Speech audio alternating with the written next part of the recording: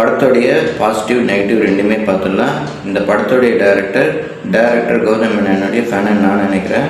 வானமாரம் கெட்டப்பில் hero dance ஆடுறாரு. அதுக்கப்புறம் விடிவியில் வர மாதிரி ஹீரோ ஷூட்டிங் ஸ்பாட்டில் இருக்கார். ஹீரோயின் கால் பண்ணும்போது ஹீரோ கால் பிக் பண்ண மாட்டுறாரு. அதனால் சில பிரச்சனைகள்லாம் வருது.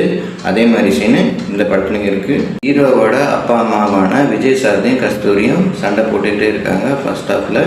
அதுக்கப்புறம் அந்த கேரக்டர்ஸை காட்ட மாட்டுறாங்க. அதுக்கப்புறம் செகண்ட் ஹாஃபில் இந்த கேரக்டரை கூப்பிட்டு வந்து இமோஷனலாக கனெக்ட் பண்ண ட்ரை பண்ணியிருக்காரு டைரக்டர். அது ஒர்க் அவுட்டே ஆகலை.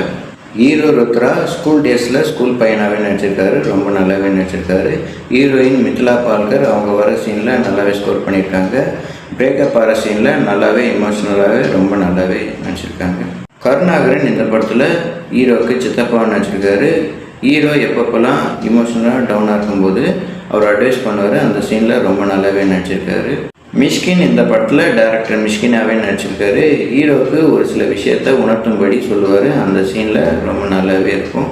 மியூசிக் டைரக்டர் ஜென் மார்ட்டின் இந்த படத்துக்கு பிஜிஎம் ரொம்ப நல்லாவே போட்டிருக்காரு. ஓஹோ and then baby Nakshatra song ரொம்ப நல்லாவே அமைஞ்சிருக்கு.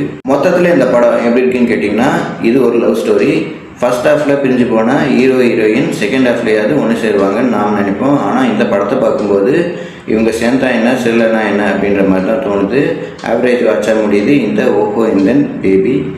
இந்த மாதிரி வீடியோ பார்க்கணுன்னா எங்கள் சேனல் லைக் பண்ணுங்கள், ஷேர் பண்ணுங்கள், சப்ஸ்கிரைப் பண்ணுங்கள். தேங்க்யூ.